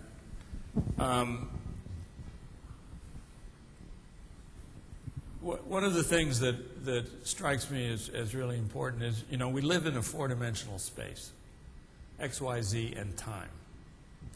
Okay, and we don't have any theory of computing that really deals with that as explicitly as it should, in my opinion. That, the register, the stuff is over here now, it's got to move over there, then the two things have got to get together to be multiplied, whatever it is. And basically a four-dimensional view of computation, I think, would be some kind of a unifying thing that, I just toss that out as an answer to your question. But I think it's a very, very important part. You know, I guess I'm less interested in what the big ideas are than what the interesting ideas are. And many people have asked me, what should I do for my career? How should I evolve my career? What's worth working on? And it seems to me what's worth working on is what you are uniquely qualified to do. If you can somehow combine what you learned in college with the extracurricular activity that you love the best, that you're a musician who's also into mathematics, or whatever it is, if you can combine those fields, you have a great chance of being unique. And that uniqueness can give you your own unique set on things. And you know, technology can be fun. And if it isn't fun, somehow you're doing the wrong technology. And I think that the key to a good career and good research is to do something that you love. It's been my good fortune over a whole lifetime to be bad enough at the things I didn't like doing that people stopped asking me to do them. I got some wonderful advice. We had a list of mentors up there, but I have to share this story with you. I got a call on a Friday afternoon, maybe 6 years ago, from a man who said, would you consider being a candidate to be president of a major university that I have a great deal of respect for? And ordinarily I would have just said no right out of hand. Didn't seem to me like a suitable job, but it was Friday and I thought I've got the weekend to think about this. I said I'll call you back on Monday. So naturally I called Bert and I called Bob Sproul and I called Bob Sproul's father, who had been president of Rochester University, and I called a number of people, but I got the right advice from my son.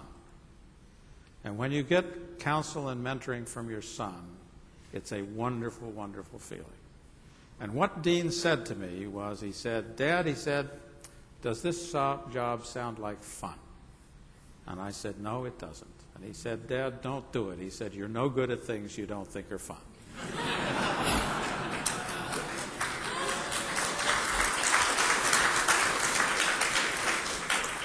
Lester.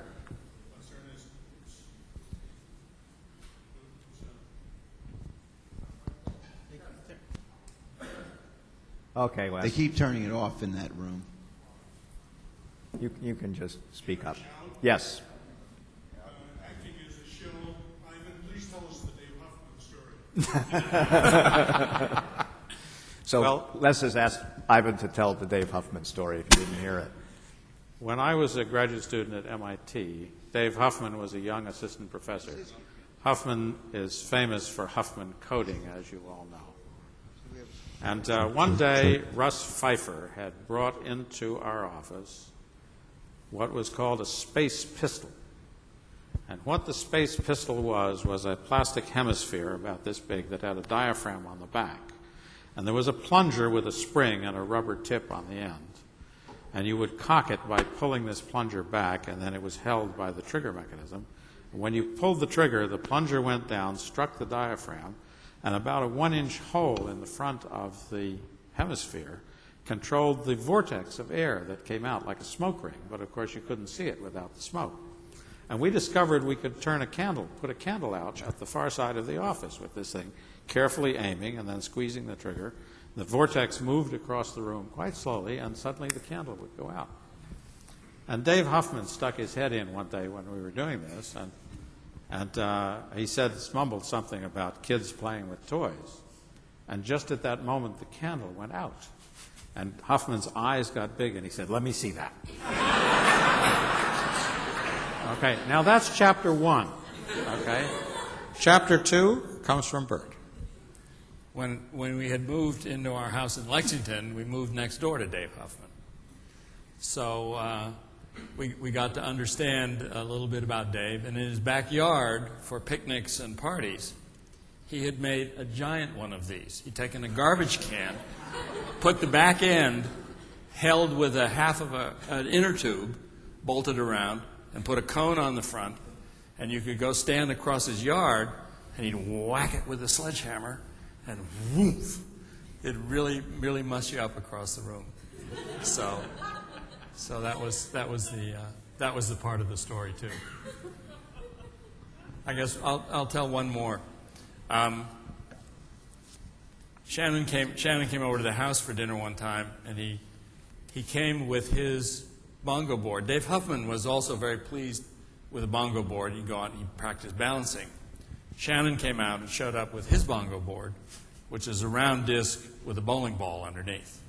So he was really, really working on balance, and the two of them had a variety of contests as who could stay up longest.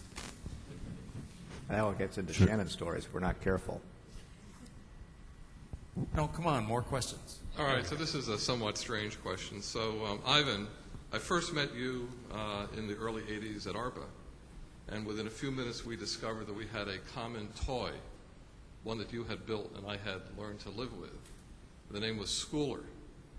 Remember that system? Yeah, absolutely. So that system had a major impact on a community, although I bet nothing was ever published about it. So I thought you might want to have some fun, explain why it was built, who it was built for, and what it was all about. When I was in the service, the Army sent me to the National Security Agency for a period before I went to the Pentagon. And they had wonderful computing facilities there. The guy who had first told me about the place said, "I'm not allowed to tell you how many computers we have, but trust me, we measure computing power by the acre." And indeed, they had a wonderful set of computers, but they didn't have much computer graphics, and I was interested in computer graphics. And we persuaded Digital Equipment to sell us a PDB-4, I think it was it, Steve? Yes.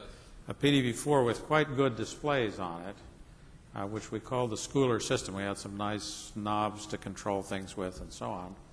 And we got that installed, but actually there was something published about it because we had, in the design of this, we had tried to think through carefully what one should do to control the display system. And it was quite clear that one had a computer, and then one needed something else to control the display. And the typical thing that you used for an I/O channel was just a very stupid thing that would feed data out willy-nilly to the output device. And it was clear that some of the objects you want to display, like characters, could be done with subroutines if only that channel had subroutine capability, and it would need a stack and so on. So it should at least be able to call procedures. And then wouldn't it be nice if it was able to do conditionals, because then you could, based on the conditions, you could call the procedure or not. And, well, it probably should be able to do a little arithmetic as well, and pretty soon it became another computer. And then maybe you didn't want to waste all that computing on just driving a display, so you should add a channel to the side. So, okay. And there was a paper that we published about this, which is called the Wheel of Reincarnation paper. And it points out that it's actually called On the Design of a Display System.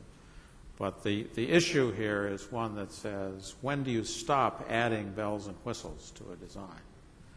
And I used to sneak off from the Pentagon and go back up to NSA and program a bit on Schooler, as it was a way to stay sane in an otherwise administrative job. Why are you laughing, Steve? Have you had a similar experience? That was my first real machine, which I used 24/7 over 2 6-month period. Yeah.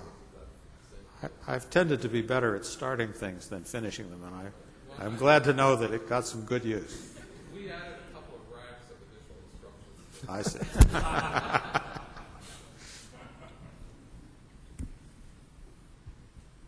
Hi, I'm Bert Raphael. Bert Sutherland and I crossed paths on and off over the years, but I didn't know until tonight that we were in the same class at RPI. Oh, yes. I knew that. Or I knew it and forgot it. But I What's your name? I wanted to come back to the walking machine. And I know Ivan supported our work at SRI on robotics with Shaky the robot, who's in a glass case downstairs right now. And then that Scientific American article on your walking machine reminds me somewhat of the pictures we see today of the Mars rover. I'm wondering what your feelings are about the future of robotics and manned versus unmanned space exploration.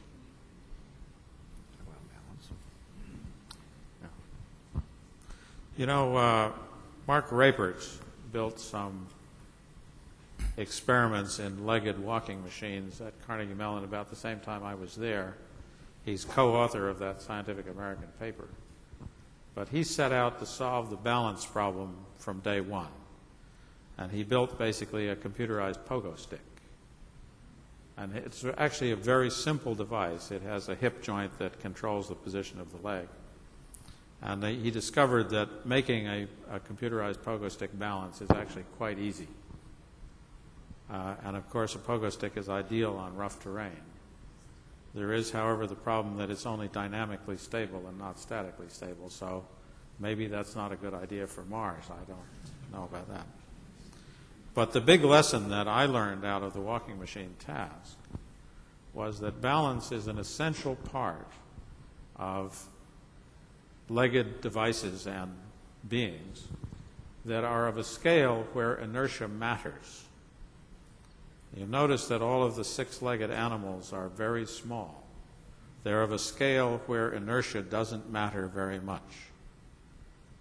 And they need six legs for a variety of reasons. I can argue that they need them so that they can get their feet up off the floor. Flies, I notice, don't care about gravity very much. They walk on the floor, they walk on the ceiling almost equally well. It follows that their feet must be very sticky.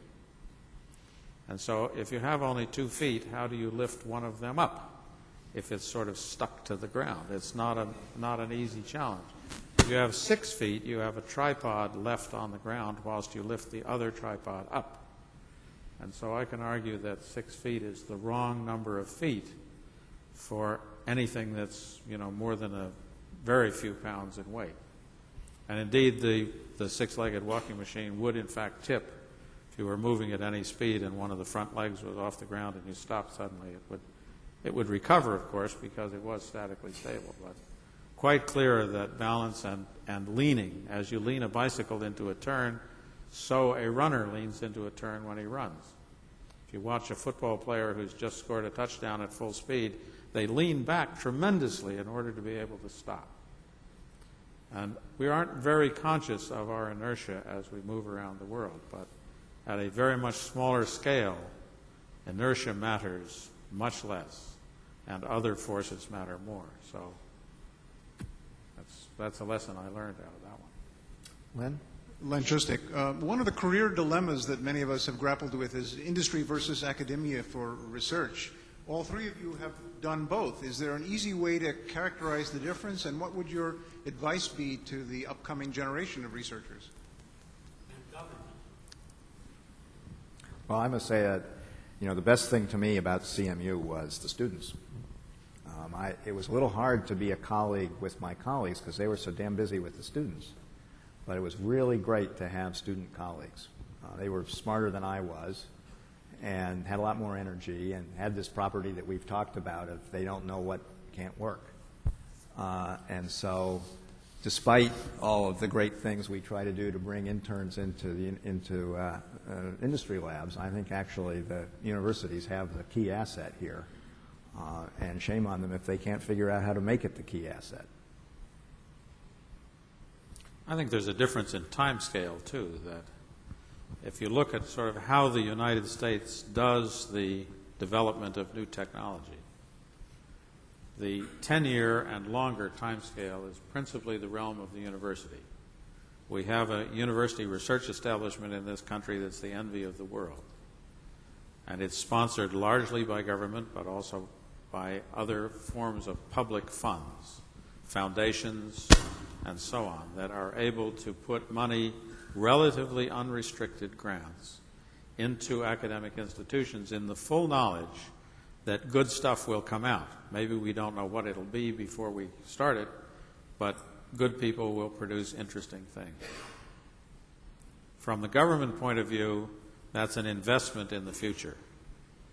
DARPA has spent a great deal of money in the information sciences, of which many of us in this room are recipients of education, of research contracts, and whatever. And that has actually been an investment on the part of the nation. The government has reaped back in taxes much more than it's invested in It's just a wonderful investment return that you get from research. And the long-term research is really the province of academia. The short-term development activities is really the province of corporate America.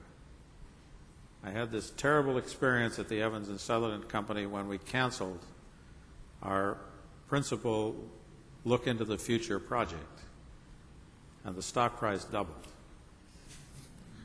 And I said to myself, here we have just given up the opportunity to triple or quadruple the size of the company, and the shareholders think we're worth more now than we were before. And the shareholders of corporations in the U.S. have little incentive to hold the shares very long. And it's no wonder that management of corporate America has a fairly short-term view of what's appropriate to invest money in. And sure enough, every major company invests some amount in the longer term, but the principal investment has to be in development of the next product. And in between those two, there's this wonderful thing that we have called venture funding, venture activity, entrepreneurship. 2 or 3 clever people leave academia and go into business for themselves. They don't have any legacy of the past. They don't have any customer base to support. They don't have any reason not to do something brand new and risky. Once in a while they succeed. More often than not they fail. Nevertheless, when they succeed, they create whole new industries, whole new ideas. And the old corporations that can't keep up die. I remember RCA. Do you remember RCA? They brought us color television. When I was a kid, I used to buy vacuum tubes. They came in little red and black boxes, RCA on them. They had RCA labs. Where was that? In New Jersey somewhere? And it was one of the great industrial research labs in the world. Where is RCA now? They failed to make the transition to integrated circuits. They missed the boat, and they're gone. Too bad for the shareholders, but hooray for the nation. We now have other corporations who've stood forward to take up the job. I personally think that one of the really important parts of the capitalist system is called Chapter 11. We have a way of killing the things that didn't work. There's a cruel and objective measure. If you can't ultimately make a profit at it, you have to stop doing it. And I think that's one of the great strengths of what we have. And in this valley particularly, there's little shame to having tried a venture and failed. People who've failed at ventures know a hell of a lot more than people who haven't. They know some things that didn't work.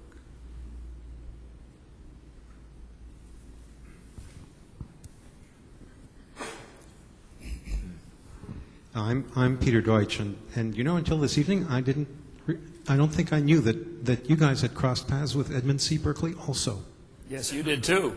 I did, and in fact, just yesterday, in response to a query, I hauled out my copy of the little Lisp book edited by Edmund C. Berkeley and Daniel G. Bobrow, in which contains an article on my implementation of Lisp on the PDP-1, including a complete listing of the entire Lisp system in PDP-1 assembler.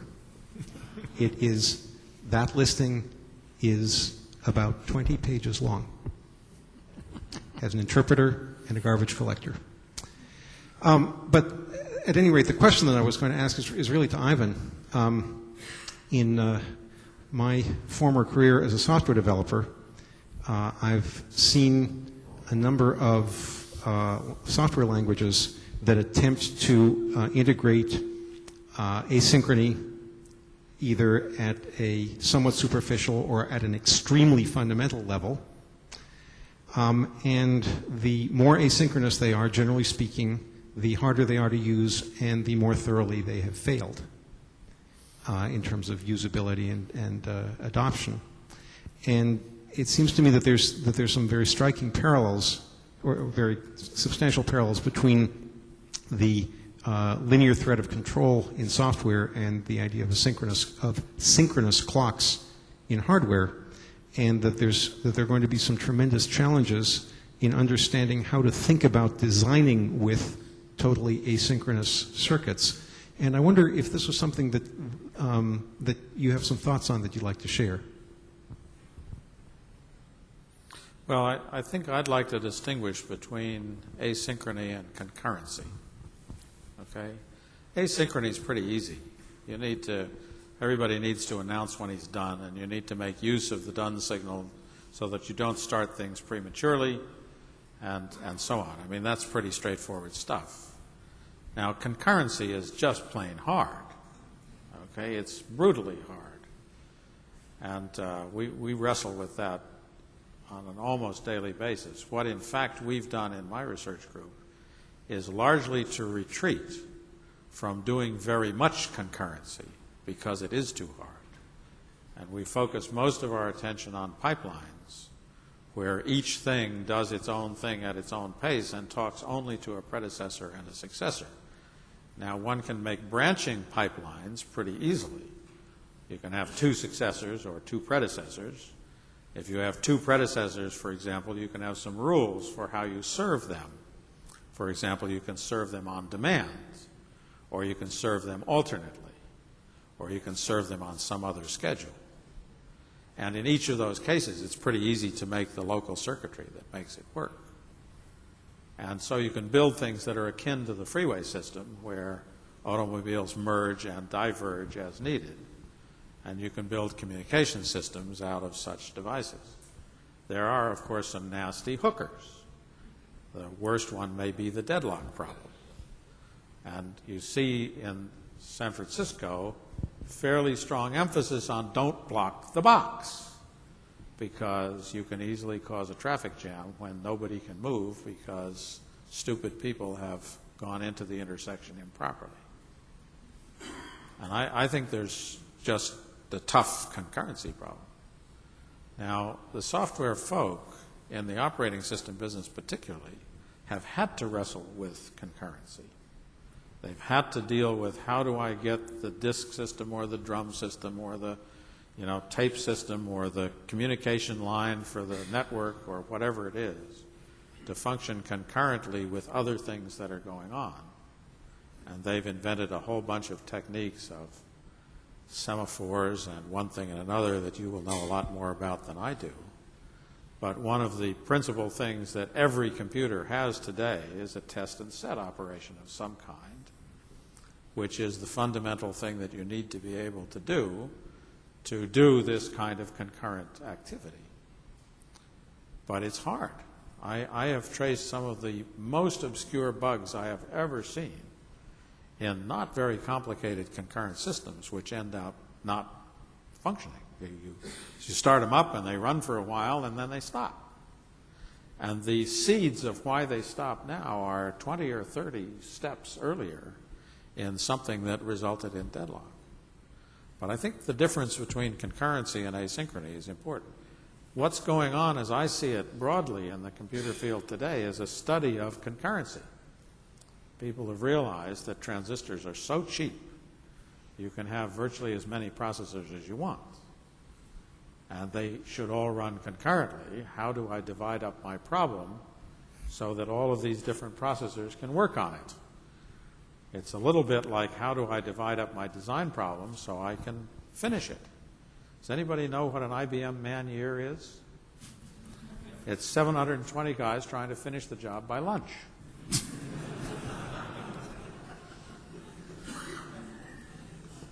Well, I think it's been an incredible evening. Bob, you may have some concluding remarks. That's to you.